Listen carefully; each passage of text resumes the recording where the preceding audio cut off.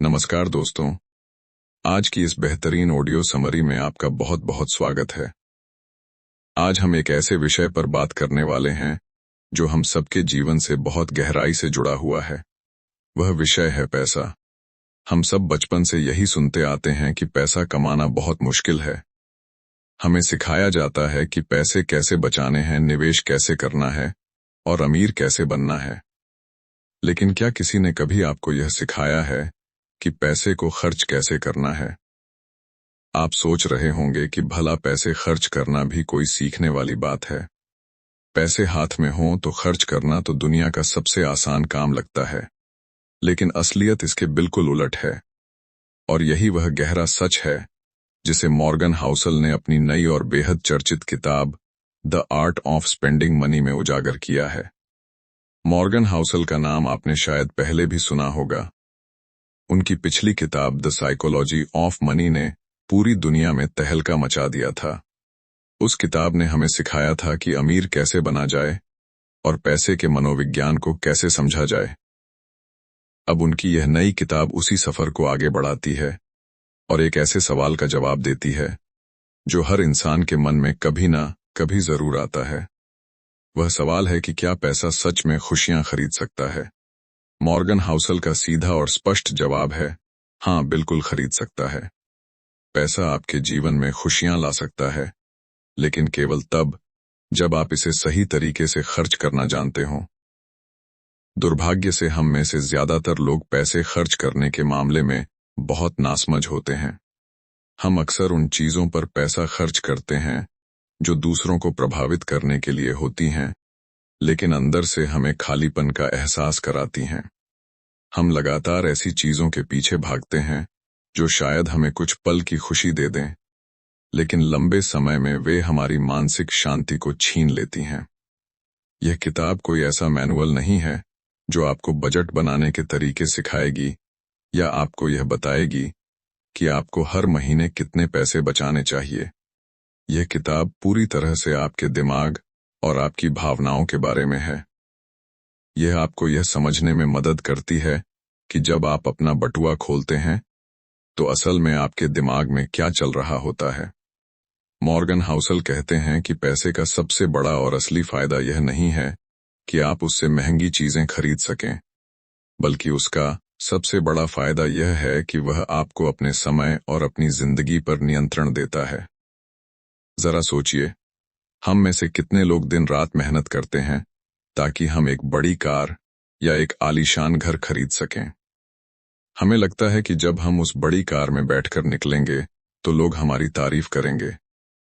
हम सोचते हैं कि लोग हमारी इज्जत करेंगे, लेकिन सच्चाई बहुत अलग होती है।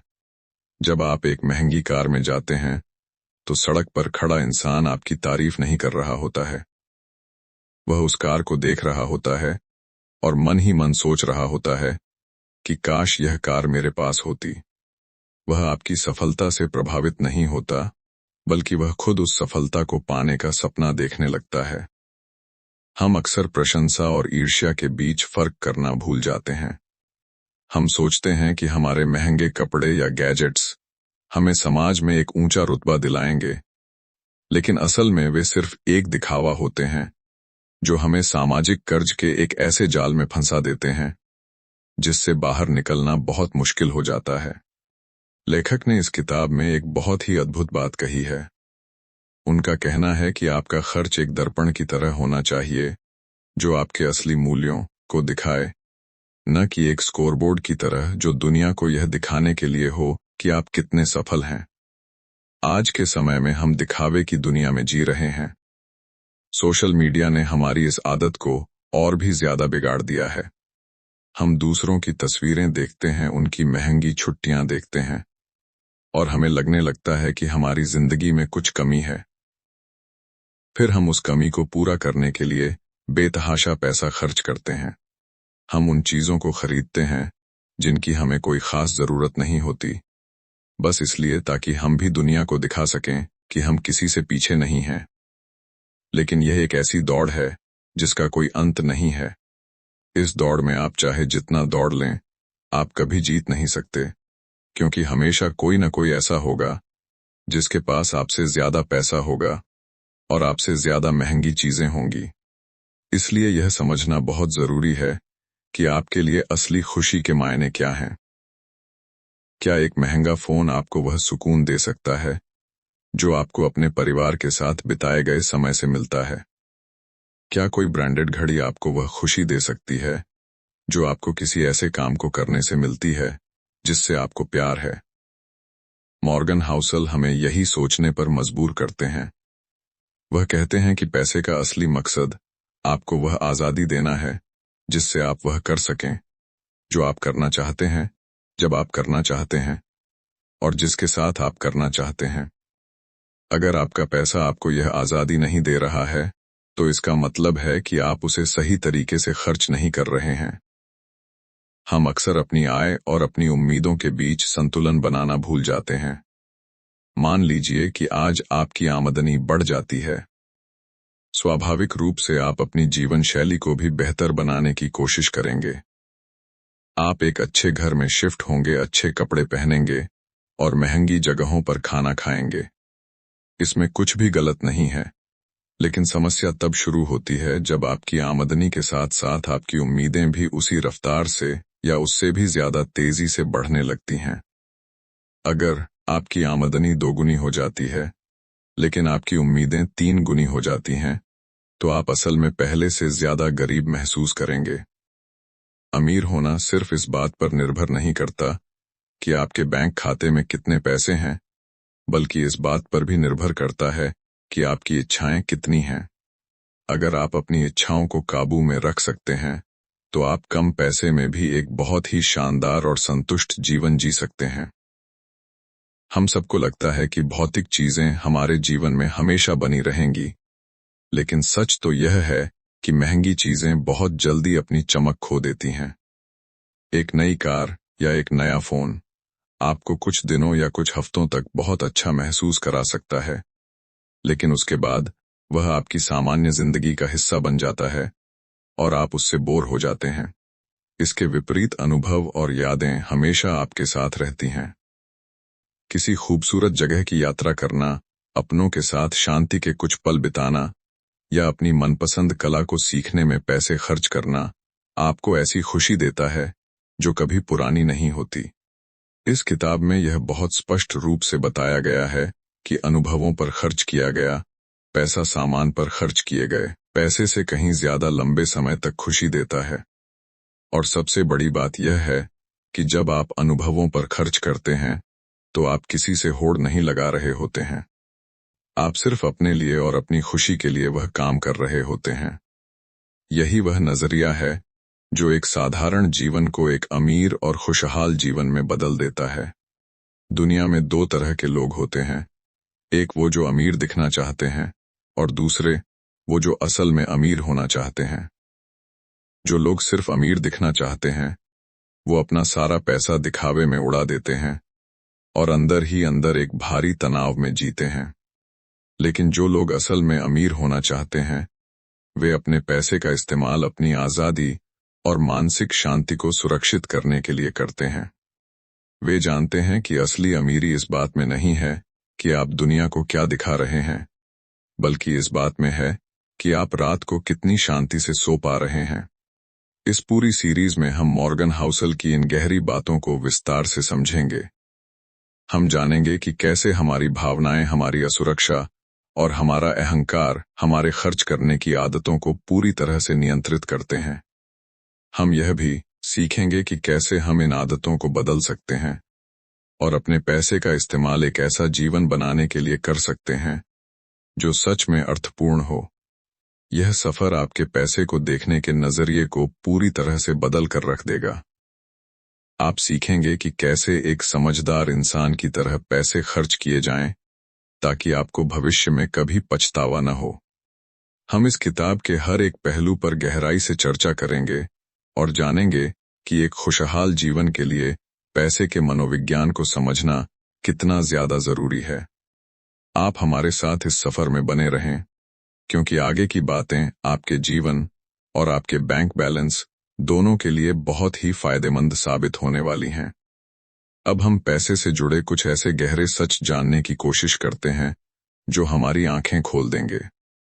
मॉर्गन हाउसल अपनी किताब में एक बहुत ही अद्भुत बात बताते हैं। वह कहते हैं कि जब हम किसी अमीर इंसान को देखते हैं तो हमें लगता है कि उसकी सफलता पूरी तरह से उसकी मेहनत और उसकी अक्लमंदी का नतीजा है। हम उसके हर कदम की तारीफ करते हैं और सोचते हैं कि अगर हम भी बिल्कुल वैसा ही करेंगे तो हम भी उतने ही सफल हो जाएंगे। लेकिन यहाँ हम एक बहुत बड़ी चीज को नजरअंदाज कर देते हैं और वह चीज है किस्मत। किस्मत और जोखिम दोनों एक ही सिक्के के दो पहलू हैं। दुनिया में कोई भी सफलता सिर्फ और सिर्फ मेहनत का परिणाम नहीं होती, उसमें किस्मत का एक बहुत बड़ा हाथ होता है। मान लीजिए कि दो लोग एक ही जैसा बिजनेस शुरू करते हैं। दोनों दिन रात एक करके मेहनत करते हैं। एक का बिजनेस आसमान छूने लगता है और दूसरे का बिजनेस डूब जाता है। हम तुरंत कह देते हैं कि जो सफल हुआ वह ज्यादा समझदार था और जो फेल हुआ उसने कोई गलती की होगी। लेकिन सच्चाई यह हो सकती है कि दोनों ने अपनी तरफ से बेहतरीन काम किया हो, बस बाजार के हालात या किसी अनपेक्षित घटना ने एक का साथ दिया और दूसरे का नहीं। इसलिए जब आप अपनी सफलता का आकलन करें या दूसरों की सफलता को देखें तो यह जरूर याद रखें कि सब कुछ आपके नियंत्रण में नहीं होता। यह सोच हमें विनम्र बनाती है और जब हम फेल होते हैं तो यह हमें खुद को पूरी तरह से दोष देने से बचाती है। आगे बढ़ते हुए लेखक एक और बेहद महत्वपूर्ण विचार हमारे सामने रखते हैं। वह कहते हैं कि पैसा कमाना और पैसे को बचाए रखना ये दोनों बिल्कुल अलग अलग खेल हैं और इन दोनों खेलों को खेलने के नियम भी एक दूसरे के एकदम उलट हैं। पैसा कमाने के लिए आपको जोखिम लेना पड़ता है, आपको उम्मीद से भरा होना चाहिए और आपको दुनिया से अलग सोचने की हिम्मत होनी चाहिए। जब आप कोई नया काम शुरू करते हैं तो आपके अंदर एक आग होती है कि आप सब कुछ कर सकते हैं। लेकिन पैसा कमाने के बाद उस पैसे को बचाए रखना एक बिल्कुल अलग कला है। इसके लिए आपको जोखिम लेने से बचना होता है। इसके लिए आपके अंदर एक डर होना चाहिए कि जो कुछ आपने कमाया है वह कभी भी आपसे छिन सकता है। आपको यह मानना पड़ता है कि आपकी सफलता में किस्मत का भी हाथ था और वह किस्मत हमेशा आपका साथ नहीं देगी। दुनिया में ऐसे अनगिनत उदाहरण हैं जहां लोगों ने रातों रात करोड़ों रुपए कमाए, लेकिन कुछ ही सालों में वे वापस सड़क पर आ गए। ऐसा इसलिए हुआ क्योंकि उन्हें लगा कि जिस आक्रामकता और जोखिम से उन्होंने पैसा कमाया है उसी तरीके से वे और भी ज्यादा अमीर बन जाएंगे। वे इस बात को नहीं समझ पाए कि जो रवैया आपको अमीर बनाता है वह रवैया आपको अमीर बनाए नहीं रख सकता। पैसे को बनाए रखने के लिए विनम्रता और पैसे के प्रति एक तरह की कंजूसी जरूरी है। आपको यह समझना होगा कि सर्वाइवल यानी बाजार में टिके रहना सबसे ज्यादा जरूरी है। अगर आप टिके रहेंगे तो आपको आगे बढ़ने के कई मौके मिलेंगे, लेकिन अगर आप एक ही बार में सब कुछ दांव पर लगा देंगे तो आपके पास वापसी का कोई रास्ता नहीं बचेगा। इसी सर्वाइवल के नियम से जुड़ा हुआ एक और जादुई शब्द है कंपाउंडिंग। हम सबने स्कूल में कंपाउंड इंटरेस्ट यानी चक्रवृद्धि ब्याज के बारे में पढ़ा है, लेकिन असल जिंदगी में हम इसकी ताकत को कभी समझ ही नहीं पाते। मॉर्गन हाउसल ने इस किताब में वॉरेन बफेट का उदाहरण दिया है। वॉरेन बफेट दुनिया के सबसे अमीर निवेशकों में से एक हैं। उनके बारे में हजारों किताबें लिखी गई हैं कि वे कैसे कंपनियों को परखते हैं और कैसे सही समय पर निवेश करते हैं। लेकिन उनकी सफलता का सबसे बड़ा रहस्य उनकी कोई खास निवेश की कला नहीं है, बल्कि समय है। वॉरेन बफेट ने अपना निवेश बचपन से ही शुरू कर दिया था और वे आज तक निवेश कर रहे हैं। उनकी कुल संपत्ति का लगभग 95% हिस्सा उनके 60वें जन्मदिन के बाद आया है। जरा सोचिए, अगर वॉरेन बफेट ने 30 साल की उम्र में निवेश करना शुरू किया होता और 60 साल की उम्र में रिटायर होकर निवेश करना बंद कर दिया होता तो आज दुनिया में बहुत कम लोग उनका नाम जानते। कंपाउंडिंग का जादू रातों रात काम नहीं करता। ये एक ऐसा पेड़ है जिसे बड़ा होने में सालों लग जाते हैं, लेकिन जब यह पेड़ बड़ा हो जाता है तो इसकी छाया बहुत घनी होती है। हम अक्सर जल्दी अमीर बनने के चक्कर में उन जगहों पर पैसा लगाते हैं जहां हमें तुरंत बहुत ज्यादा फायदा दिखे। लेकिन सच तो यह है कि दुनिया की सबसे बड़ी संपत्ति लगातार और लंबे समय तक किए गए छोटे छोटे निवेश से बनती है। आपको बस एक ही काम करना है, और वह यह है कि अपने पैसे को बिना किसी रुकावट के बढ़ने का पूरा समय दें। बाजार ऊपर जाएगा, बाजार नीचे आएगा, लेकिन अगर आप डर कर अपना पैसा बाहर नहीं निकालते हैं और संयम बनाए रखते हैं, तो समय के साथ आपका पैसा एक विशाल रूप ले लेगा। इसके बाद लेखक एक ऐसी बीमारी के बारे में बात करते हैं जो आज के दौर में लगभग हर इंसान को अपनी चपेट में ले चुकी है। यह बीमारी है कभी न रुकने की चाहत। हम इंसान कभी संतुष्ट नहीं होते। जब हमारे पास साइकिल होती है तो हम बाइक का सपना देखते हैं। जब बाइक मिल जाती है तो कार चाहिए होती है। जब एक कार आ जाती है तो हमें उससे भी बड़ी और महंगी कार चाहिए होती है। हमारी इच्छाओं का कोई अंत नहीं है। मॉर्गन हाउसल कहते हैं कि अगर आपके पास यह जानने की समझ नहीं है कि आपके लिए पर्याप्त क्या है, तो आप जिंदगी भर एक चूहे की दौड़ में फंसे रहेंगे। आपको यह पता होना चाहिए कि वह कौन सी रेखा है जिसके पार जाने की आपको कोई जरूरत नहीं है। कई लोग ऐसे होते हैं जिनके पास सुख सुविधा की हर चीज होती है। उनके पास एक अच्छा परिवार होता है, अच्छा स्वास्थ्य होता है, लेकिन फिर भी वे और ज्यादा पैसा कमाने के लालच में अपने उस अच्छे जीवन को दांव पर लगा देते हैं। वे ऐसे काम करने लगते हैं जो गैरकानूनी होते हैं, या वे ऐसे जोखिम ले लेते हैं जिससे उनका सब कुछ बर्बाद हो जाता है। ऐसा इसलिए होता है क्योंकि वे यह नहीं जानते कि उन्हें कब रुकना है। दुनिया में ऐसे कई अमीर और ताकतवर लोगों के उदाहरण हैं जिन्होंने अपने लालच के कारण सब कुछ खो दिया। इसलिए यह बहुत जरूरी है कि आप अपने लिए एक लक्ष्य तय करें, और जब आप उस लक्ष्य तक पहुंच जाएं, तो एक लंबी सांस लें और खुद से कहें कि अब मेरे पास पर्याप्त है। इसका मतलब यह नहीं है कि आप काम करना बंद कर दें या अपनी तरक्की रोक दें। इसका सीधा सा मतलब यह है कि आप और ज्यादा पाने की अंधी दौड़ में अपनी मानसिक शांति और अपनी खुशियों को बर्बाद न करें। जब आप यह समझ जाते हैं कि आपके लिए क्या पर्याप्त है, तो आपकी जिंदगी से आधा तनाव अपने आप खत्म हो जाता है। हमने इस चर्चा में यह गहराई से जाना कि कैसे हमारी सोच हमारे पैसे को आकार देती है। किस्मत और जोखिम के बीच का अंतर समझना हमें घमंड से बचाता है। अमीर बने रहने की कला हमें पैसे की असली कीमत समझाती है। कंपाउंडिंग का जादू हमें धैर्य सिखाता है, और पर्याप्त की भावना हमें एक सुकून भरी जिंदगी देती है। ये सिर्फ पैसे के नियम नहीं हैं, बल्कि ये जीवन जीने के नियम हैं। जब आप इन नियमों को अपने जीवन में उतार लेते हैं, तो आप सिर्फ आर्थिक रूप से ही नहीं, बल्कि मानसिक रूप से भी बहुत मजबूत हो जाते हैं। आप दुनिया की उन फालतू चीजों से प्रभावित होना बंद कर देते हैं जो असल में कोई मायने नहीं रखती। अब आप अपने पैसे का नियंत्रण खुद करते हैं, बजाय इसके कि पैसा आपका नियंत्रण करे। यह सफर अभी और भी गहरा होने वाला है। आगे हम जानेंगे कि कैसे हमारा दिमाग हमें ही बेवकूफ बनाता है, और कैसे हम उन गलतियों से बच सकते हैं जो ज्यादातर लोग अनजाने में कर बैठते हैं। यह पूरी ऑडियो बुक आपको पैसे के इस अद्भुत मनोविज्ञान को और करीब से समझने में एक नई दिशा देगी।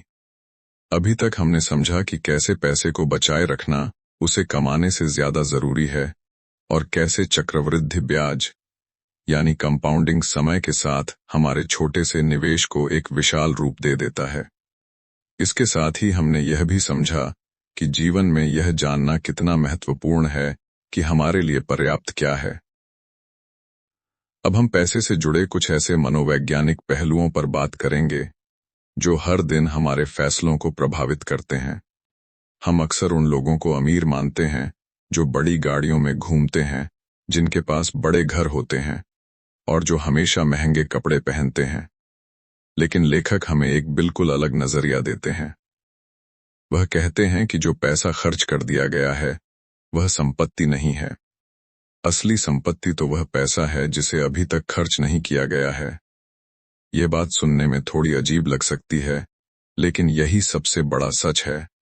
जब आप किसी को 50 लाख रुपए की कार चलाते हुए देखते हैं, तो आप केवल यह जान पाते हैं कि उस इंसान के बैंक खाते से 50 लाख रुपए कम हो गए हैं, या वह इंसान 50 लाख रुपए के कर्ज के बोझ तले दब गया है। असली संपत्ति हमेशा अदृश्य होती है। यह वह पैसा है जो बैंक में जमा है या जिसे कहीं निवेश किया गया है और जो भविष्य में आपको आजादी देने वाला है। समस्या यह है कि हम ऐसे समाज में रहते हैं जहां किसी की भी सफलता को केवल भौतिक चीजों से ही मापा जाता है। हम उस पैसे की तारीफ कैसे कर सकते हैं जो हमें दिखाई ही नहीं देता। इसलिए ज्यादातर लोग असली संपत्ति बनाने के बजाय केवल उस पैसे को दिखाने की कोशिश करते हैं जो उनके पास है, या कई बार वह पैसा भी दिखाते हैं जो उनके पास असल में है ही नहीं। वे कर्ज लेकर ऐसी चीजें खरीदते हैं ताकि वे समाज में अमीर दिख सकें। लेकिन अमीर दिखना और असल में अमीर होना, इन दोनों के बीच एक बहुत गहरी खाई है। जो लोग असल में अमीर होते हैं, वे अपनी संपत्ति का दिखावा करने में बिल्कुल भी विश्वास नहीं रखते। वे अपने पैसे का इस्तेमाल एक ऐसा जीवन बनाने के लिए करते हैं जहां उन्हें किसी के सामने खुद को साबित न करना पड़े। हम बचपन से यही सुनते आए हैं कि हमें किसी खास लक्ष्य के लिए पैसे बचाने चाहिए।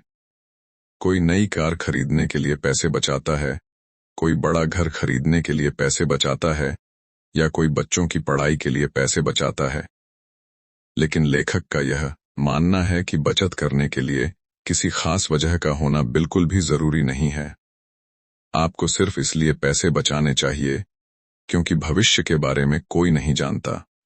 यह दुनिया पूरी तरह से अनिश्चितताओं से भरी पड़ी है।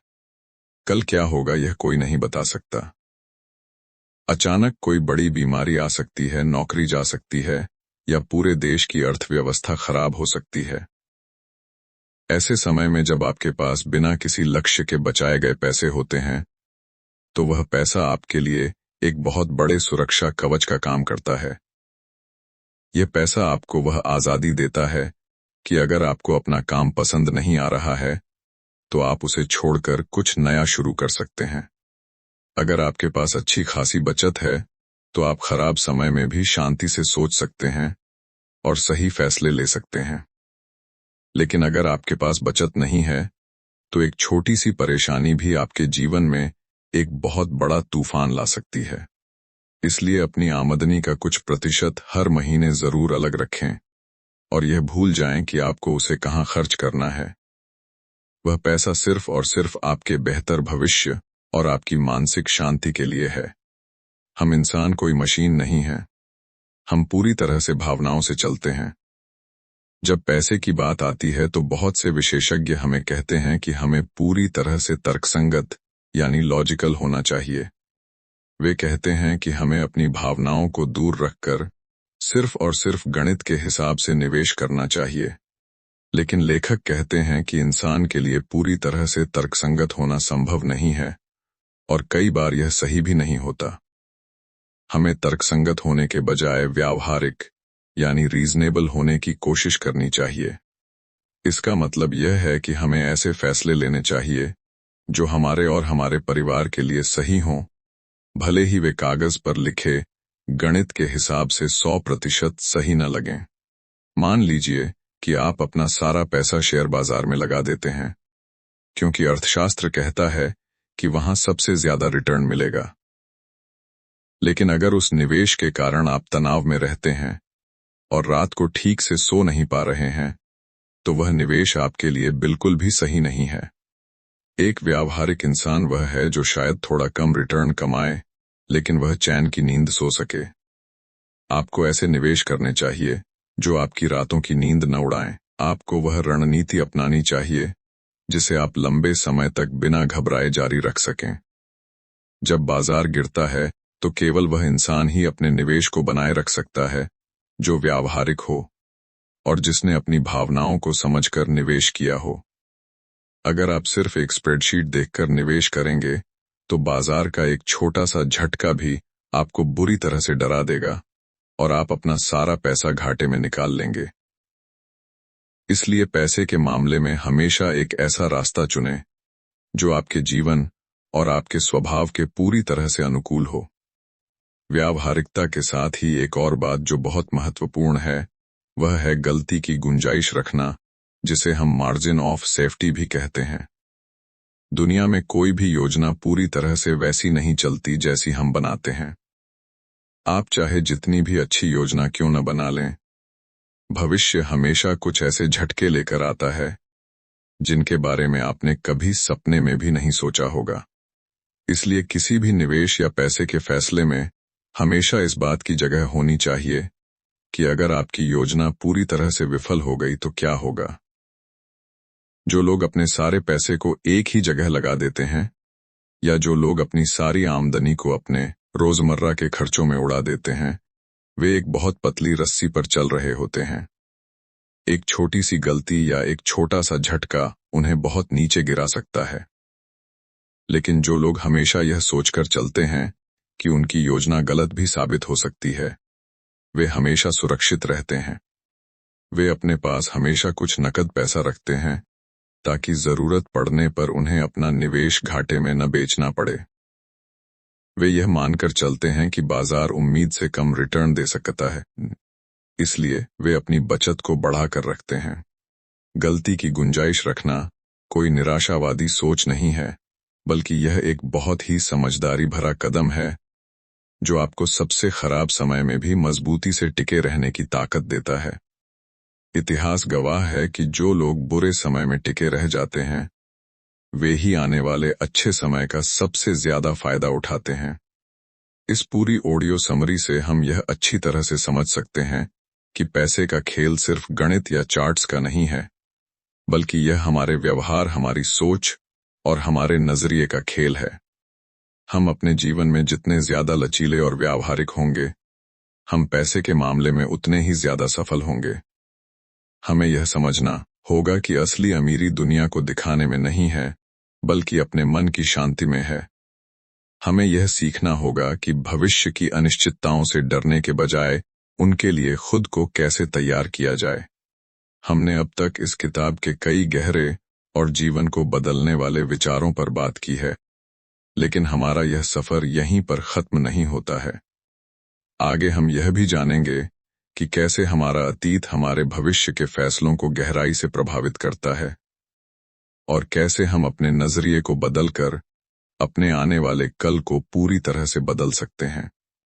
इसलिए आप हमारे साथ लगातार बने रहें, क्योंकि आगे हम जिंदगी बदल देने वाले विचारों पर गहराई से चर्चा करेंगे, जो आपके सोचने के तरीके को एक नई दिशा देंगे। अब हम कुछ ऐसे नए विचारों पर बात करेंगे जो हमारे सोचने के तरीके को पूरी तरह से बदल कर रख देंगे। सबसे पहले बात करते हैं बदलाव की। हम इंसान अक्सर यह सोचने की भूल कर बैठते हैं कि हम आज जो हैं, भविष्य में भी बिल्कुल वैसे ही रहेंगे। जब हम 20 या 22 साल के होते हैं, तो हमारे लक्ष्य बहुत अलग होते हैं। उस उम्र में हम शायद एक बहुत महंगी कार या दुनिया घूमने का सपना देखते हैं। लेकिन जब हम 30 या 35 साल के हो जाते हैं और हमारे ऊपर परिवार की जिम्मेदारियां आ जाती हैं, तो हमारे लक्ष्य पूरी तरह से बदल जाते हैं। तब हम एक सुरक्षित भविष्य और एक अच्छे घर के बारे में सोचने लगते हैं। मनोवैज्ञानिक इसे इतिहास के अंत का भ्रम कहते हैं।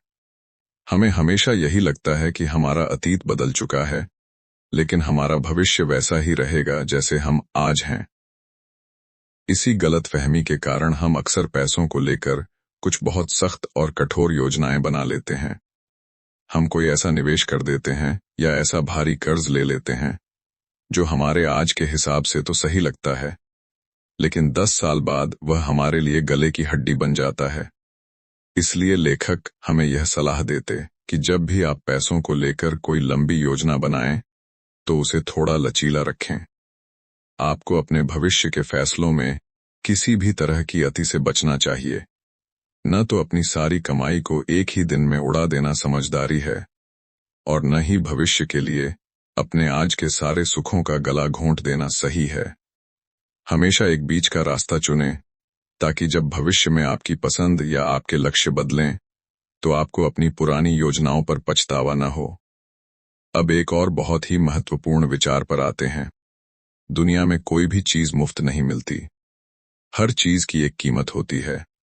जब हम कोई नया फोन या कपड़े खरीदते हैं तो उस पर एक कीमत लिखी होती है और हम वह कीमत चुका देते हैं।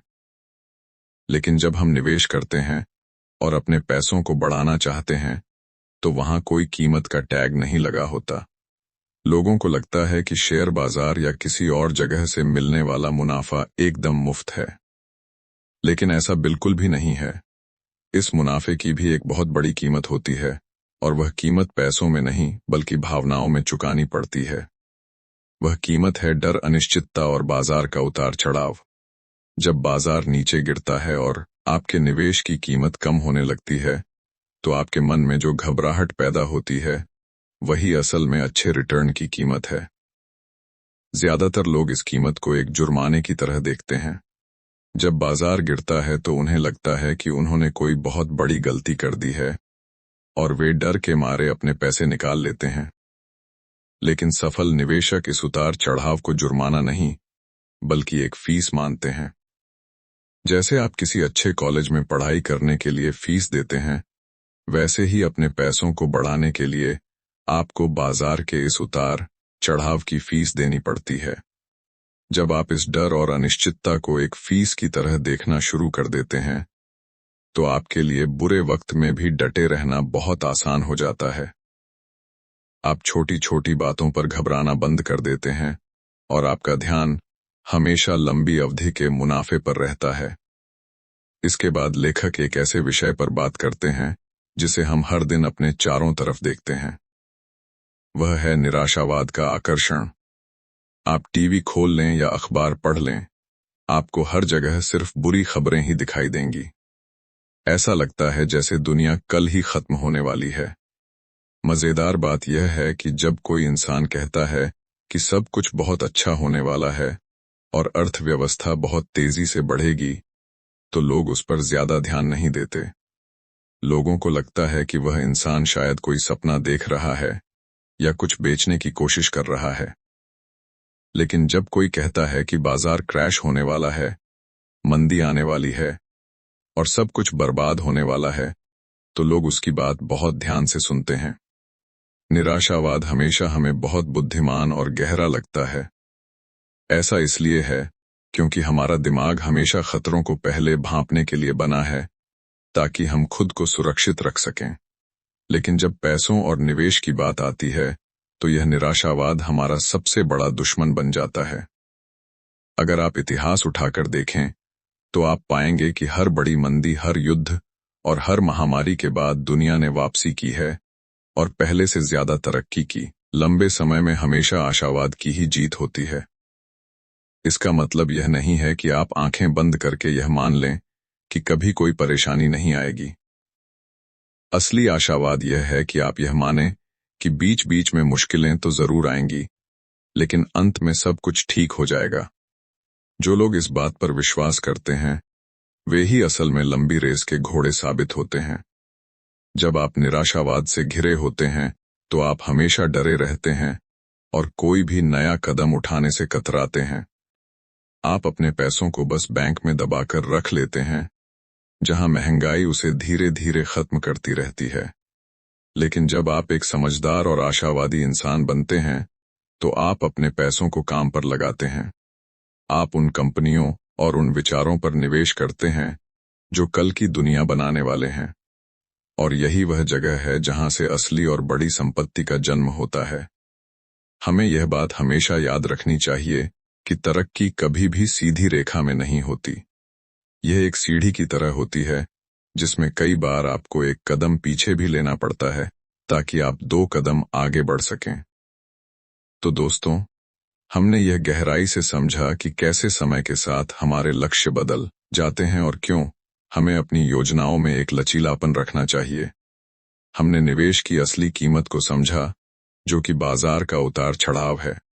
और सबसे जरूरी बात हमने यह जानी कि कैसे निराशावाद हमारे दिमाग को बेवकूफ बनाता है और क्यों लंबी अवधि में आशावादी होना ही सबसे सही रणनीति है।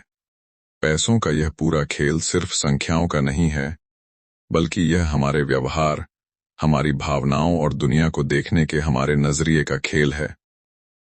अब हम इस पूरी ऑडियो बुक समरी के आखिरी पड़ाव की तरफ बढ़ रहे हैं। अगले और अंतिम भाग में हम इस पूरी चर्चा को एक साथ जोड़ेंगे और कुछ ऐसे निष्कर्ष निकालेंगे जिन्हें आप आज और अभी से अपने जीवन में लागू कर सकते हैं। यह पूरा सफर आपके लिए कितना मूल्यवान रहा है, यह हमें जरूर बताइएगा। दोस्तों, अब तक हमने पैसों के विज्ञान और इंसान के दिमाग के बीच के उस गहरे संबंध को बहुत करीब से समझा है जिसे हम अक्सर नजरअंदाज कर देते हैं। हमने यह समझा कि कैसे हमारा व्यवहार, हमारी भावनाओं और दुनिया को देखने का हमारा नजरिया हमारे बैंक बैलेंस को तय करता है। अब इस पूरी चर्चा को समेटने का समय आ गया है ताकि हम उन आखिरी और सबसे जरूरी बातों को जान सकें जो हमारे जीवन में एक असली और स्थायी बदलाव ला सकती हैं। लेखक मॉर्गन हाउसल एक बहुत ही गहरी बात कहते हैं कि हम सब पैसों का खेल तो खेल रहे हैं, लेकिन हम सबके खेलने का तरीका और हमारे नियम बिल्कुल अलग अलग हैं। जब हम शेयर बाजार या किसी और जगह निवेश करते हैं तो हम अक्सर दूसरों की देखा देखी करते हैं। हम देखते हैं कि किसी इंसान ने किसी खास कंपनी में पैसे लगाकर बहुत मुनाफा कमाया, तो हम भी बिना सोचे समझे अपना पैसा वहीं लगा देते हैं। लेकिन हम यह भूल जाते हैं कि शायद वह इंसान एक अलग खेल खेल रहा हो सकता है कि वह दिन भर ट्रेडिंग करता हो और कुछ ही घंटों में अपना पैसा निकाल लेता हो, जबकि हम शायद अपने आने वाले सुरक्षित भविष्य के लिए 20 साल के लिए पैसा लगा रहे हों।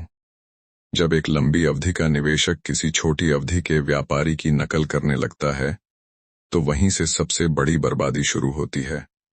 इसलिए यह बहुत जरूरी है कि आप सबसे पहले खुद को पहचानें। आप यह तय करें कि आपके लक्ष्य क्या हैं और आप किस तरह का जीवन जीना चाहते हैं। जब आपको यह पता चल जाएगा कि आप कौन सा खेल खेल रहे हैं, तो आप दुनिया के शोर शराबे से प्रभावित होना बंद कर देंगे। इस पूरी किताब का अगर सबसे बड़ा कोई एक सबक है, तो वह यह है कि संपत्ति आपकी आय और आपके अहंकार के बीच की दूरी है। यह बात सुनने में जितनी सरल लगती है, असल जिंदगी में इसे अपनाना उतना ही मुश्किल है। हम जितना ज्यादा कमाते हैं, हमारा अहंकार भी उसी तेजी से बढ़ने लगता है और हम दुनिया को अपनी सफलता दिखाने के लिए और ज्यादा पैसे खर्च करने लगते हैं। लेकिन अगर आप अपने अहंकार को थोड़ा कम कर सकें, अगर आप इस बात की परवाह करना छोड़ दें कि लोग आपके बारे में क्या सोच रहे हैं, तो आप बहुत सारा पैसा बचा सकते हैं। बचत करने के लिए आपको किसी बहुत बड़ी आमदनी की जरूरत नहीं है, बल्कि आपको बस अपने अहंकार पर काबू पाने की जरूरत है। जो पैसा आप दूसरों को प्रभावित करने के लिए खर्च नहीं करते, वही पैसा जुड़कर आपकी असली संपत्ति बनता है। पैसे का असली काम आपको कोई महंगी कार या बड़ा घर दिलाना नहीं है। पैसे का सबसे बड़ा और सबसे महत्वपूर्ण काम है आपको आपके समय पर नियंत्रण देना। दुनिया में सबसे बड़ी खुशी इस बात में है कि आप सुबह उठकर यह कह सकें कि आज मैं वह सब कुछ कर सकता हूं जो मैं करना चाहता हूं। अगर आपके पास पैसा है, तो आपके पास यह आजादी है कि आप अपनी शर्तों पर जीवन जी सकें। आप वह काम कर सकें जिससे आपको प्यार है और उन लोगों के साथ समय बिता सकें जो आपके लिए सबसे ज्यादा मायने रखते हैं। जब पैसा आपको समय की यह आजादी देने लगता है, तो समझ लीजिए कि आपने पैसे का सबसे बेहतरीन इस्तेमाल करना सीख लिया है। हम अक्सर इस बात को लेकर परेशान रहते हैं कि बाजार में कल क्या होगा, क्या मंदी आएगी या बाजार ऊपर जाएगा। हम भविष्यवाणियों के पीछे भागते हैं और सोचते हैं कि कोई हमें कल का सटीक हाल बता दे। लेकिन सच तो यह है कि भविष्य को कोई नहीं देख सकता। जो लोग लगातार भविष्य की भविष्यवाणी करने की कोशिश करते हैं, वे अक्सर सबसे ज्यादा निराश होते हैं। इसके बजाय अगर हम को और अपने पैसे को इतना मजबूत बना लें कि बाजार के हर उतार चढ़ाव का हम पर कम से कम असर हो, तो हम हमेशा फायदे में रहेंगे। आपको बाजार को नियंत्रित करने की कोशिश नहीं करनी है, बल्कि आपको खुद के व्यवहार को नियंत्रित करना है।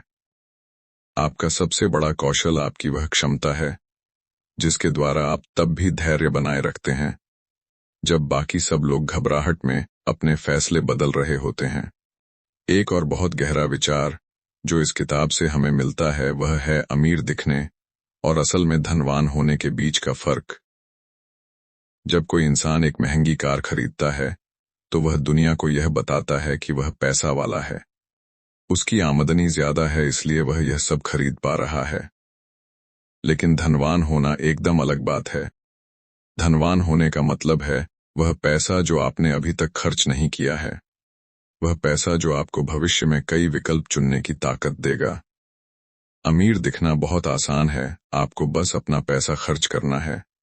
लेकिन धनवान बनने के लिए आपको अपने खर्चों पर लगाम लगानी पड़ती है और अपने भविष्य के लिए बचत करनी होती है।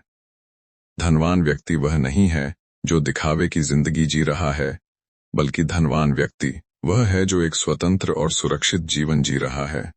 बुक वोकल हिंदी के माध्यम से हमारा हमेशा यही प्रयास रहता है कि हम आप तक दुनिया की सबसे बेहतरीन किताबों का ज्ञान सबसे सरल और स्पष्ट भाषा में पहुंचाएं।